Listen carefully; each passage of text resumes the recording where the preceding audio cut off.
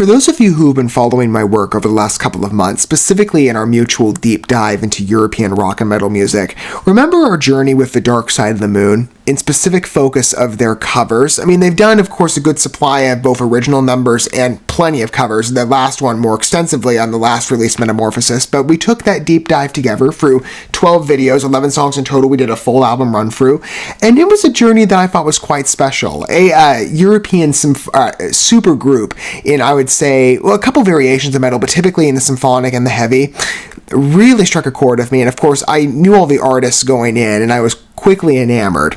It was a great collection of work. But our idea for specifically, again, in studying cover application for 8 different pieces of different types of inspirational media. I mean, covers, generally speaking, are a fun study for me. And I just love exploring music generally. You know, as I've said many times, first love in my life. And I think the collaborative process for how we enjoy music in company enriches the process of musical consumption, especially when we approach from different vantage points. Whether we be familiarized listeners or, like me many times, fresh initiates. That's where I'm standing today. But you'll see the thread. Again, I promise there's a connection here. This is not just some wild tangent.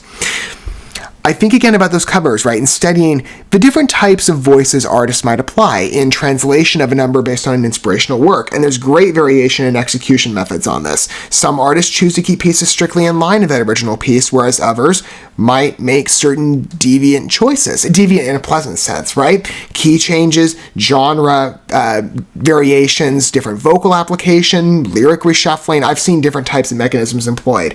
In particular, close marriage or independent stylization.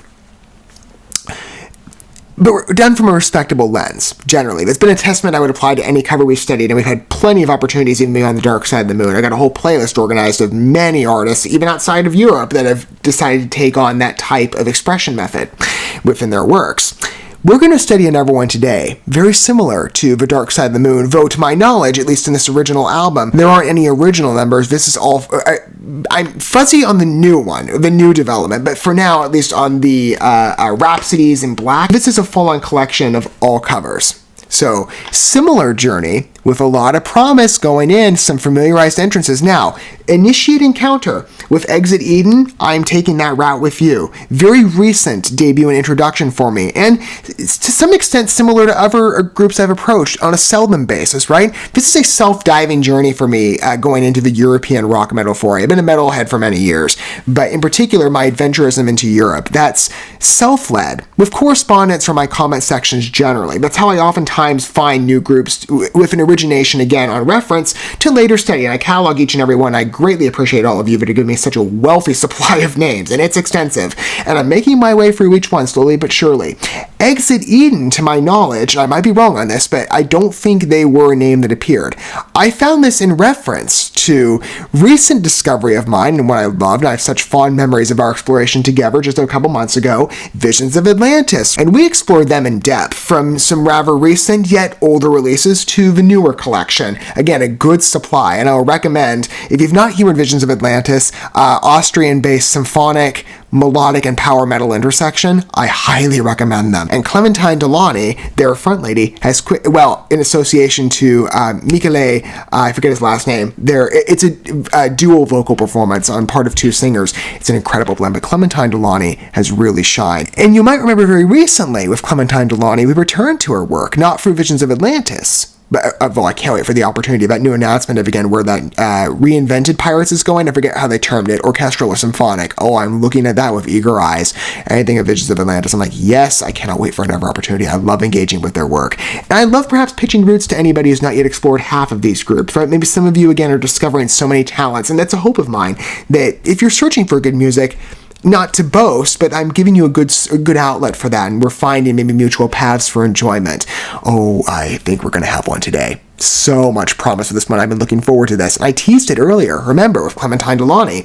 We recently returned to her through a cover, and I told you it was a spontaneous decision to feature that, and it was a bit of a special performance, as I understand that was tied to her Patreon account. But I thought it'd be fun, right? Considering that was a cover she did to, I believe, a Witcher song. And it's not the last cover appearance from her. Now, void of that, all I've heard are original numbers, not cover application. But we're going to have plenty of opportunities with Exit Eden. Again, when I discovered this name very recently, 100% I was on board for a trial. I think they're going to fit. And a lot of promise, again, going in. This is an international supergroup, by the way, very similar to Dark Side of the Moon. Again, you see the connection points I'm making? Covers exclusively so far, with at least this first production, Rhapsody is in Black, which I'm going to tell you in advance, we're going to do a full album deep dive, and I'm sure it'll be promising. But again, as I said, international supergroup of symphonic voice in the symphonic metal territory, favorite of mine, with not only Clementine Delany, but some other fun layers for eventual channel developments and pitches for adventurism later. We have a hodgepodge of collaboration between America, Brazil, France, and Germany. America, with credit to Amanda Somerville, who recently I found out, this is part of the reason I found out about Exit Eden, I saw the announcement that she presently left the group. To the sadness of many fans, I understand she was beloved and that this group is looked on with appreciated eyes, broadly speaking, from their fan base, and I can't wait to join your legions. But we're going to pretend that we're still in the early days where she was a part of the group. And maybe, it was understandable why she left. She had kids, and completely understandable. Maybe they'll do work eventually together again. Who knows? Never say never. Right? I'm not saying I know anything, but, we never know where life takes you. And at present, it's just the Free Ladies. They've said they're not going to bring in somebody else. So the legacy of Amanda's alive. Even where I'm approaching today, we're going back in time a bit. But in this era of evolution with Exit Eden's appearance, Amanda was a part of the group as the American singer alongside Brazilian singer. Actually, let me start with the ones that are going to be cataloged on the list for future reference I need to dive deeper into. German-American singer Anna Bluner, I might be mispronouncing some of these names, and I apologize in advance if I am.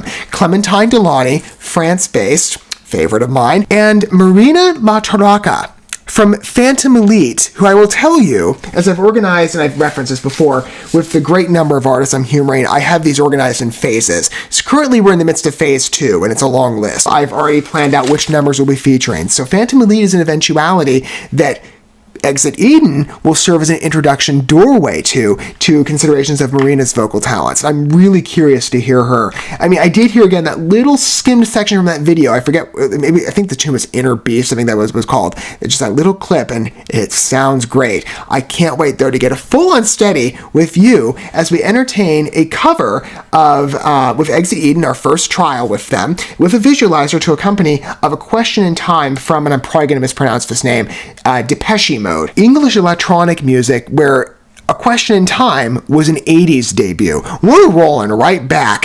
And I will tell you, I have sampled the tune in advance. I've listened to it to best engage with a comparison here to see where the tunes depart and contrast, or maybe there's similarities, right?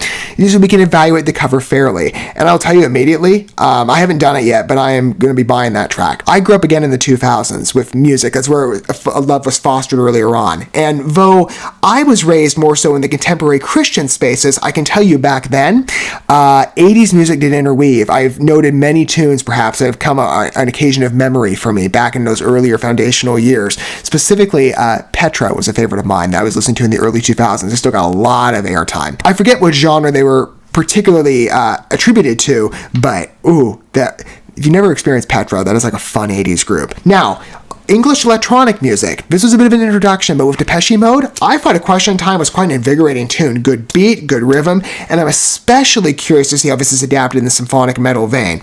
Knowing European talents, this will be excellent. Let's engage our journey first and fully with a sense of Rhapsody is in Black, but initiating with a startup of A Question in Time, wherever I put it.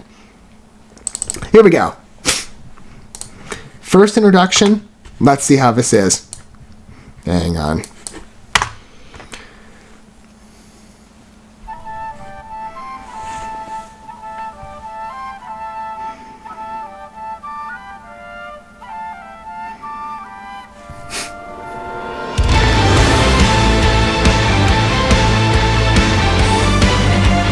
It works.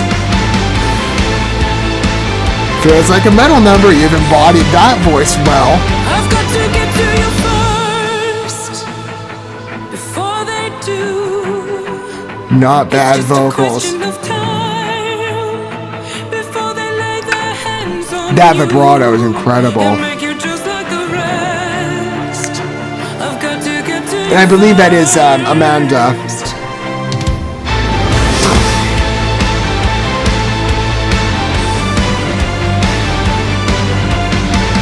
This is a great cover. I love its personality.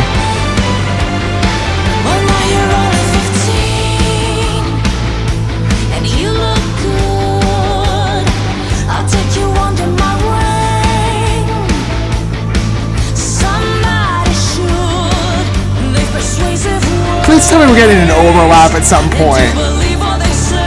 It's building. It's just a question of time, and it's running out for you. It won't be long until The range on Amanda's voice is gorgeous. they want you to. It's just a question of time. And she's the dominant focus here, but you can sort of again hear that blending. The interplay, though, is really nice. I can see them now, hanging around to mess you up, to strip you down and have their fun. Clementine's embodying a new facade and appearance here on vocals. This is not bad at all. Question of time, and it's running out for you. That darker note, too, and the, ooh. Do exactly what they want you to. This is great. I love it. I will tell you in the midst of this, I can already tell, again, it's done faithfully. It's a big twist. I'll have to go back and listen to snippets to best compare it, but I can already see the differentiation. But we've taken a great track and totally reinvented it. Full scale overhaul, but one with a lot of glamour. Don't blame them for wanting you. You look good, and they need something to do until I look at you, and then I condemn them. I know my kind. This is so my sweet spot in music. I love it. The adventurism of this number on character. Ooh. I'm getting chills right now. Okay. Oh.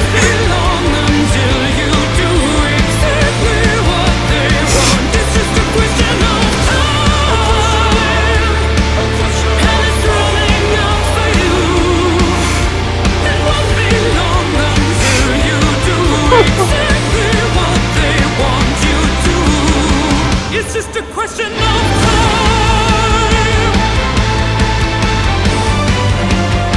It's just Wow. a question of time. It's just a question of time. This is probably one of my favorite symphonic metal songs I've been introduced to. It's just a question of time.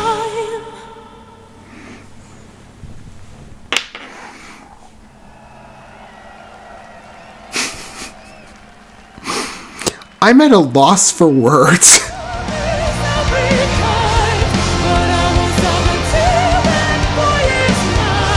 Look at this library. So we get like this mini teaser. Again, this is digging back a number of years, I understand. But wow, that was remarkable. So let me quickly sample just to myself. I have it pulled up. Just a brief skimming through on Depeche mode. Again, I might be mispronouncing that name. Substantial diversions in cover application. Some tunes are closely married, others wildly depart. This is like one of the most extensive facelifts I've ever seen on a piece in terms of genre reinvention. How much do you have here, though, on scale? This piece is so cool. Again, where do I even begin with it? You start slow. Again, the way it's such a quieting origin too, and you're like, okay, this is really subtle, and you can already sense the general mimicking of that electronic beat. But once that mood kicks in of a symphonic, the fierceness, the aggression. Again, I love symphonic metal. Anything of an orchestral simulation. Oh, this touches on that. I also noted a gothic cue, which was so cool, on the tragic root of the key. It's so gorgeous. Even the key's modified, right? But it totally works. And the vocals. I'm looking forward to hearing more of a, I'd say, I don't know if this is going to be the case, but maybe over different pieces. Maybe Amanda is more the basis on the overlap. Maybe it's because her voice is so strong vocally that she takes on such a wide dominance. But I wonder if there's going to be more of a heightened interplay between each of the four members, because you can hear at least subtle points, especially on the lead-ins from those transitional verses into the chorus, specifically where Marina, right? Let me get the name right.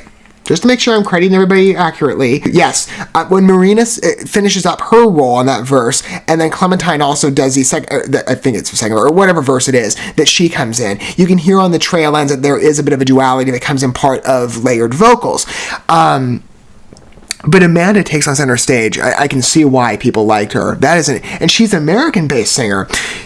Her voice sounds quite in line with many European talents, I have to admit, especially ones veering on the operatic side. That vibrato is something glamorous, and either at the lower range or when the pitch climbs up. It's a gorgeous piece. No wonder people love her. She's incredible. I mean, I see why people are sad that she's not, again, for understandable circumstances, why she's no longer a part. But, oh, man, I think she'll be missed.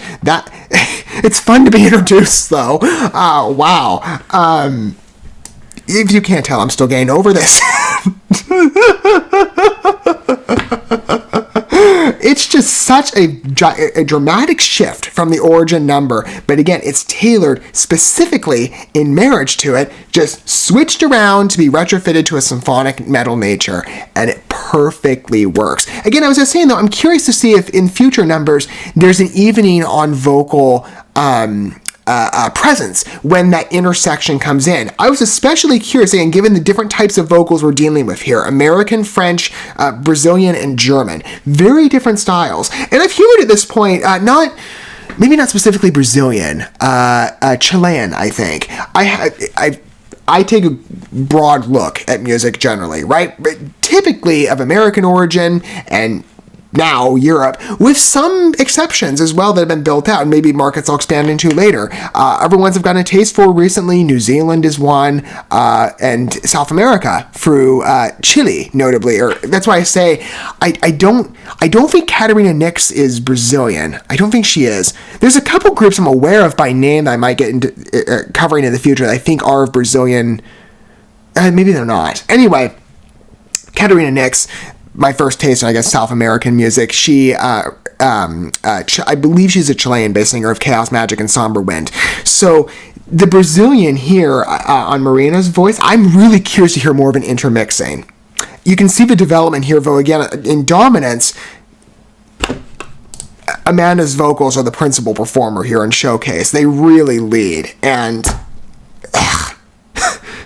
create an incredible number.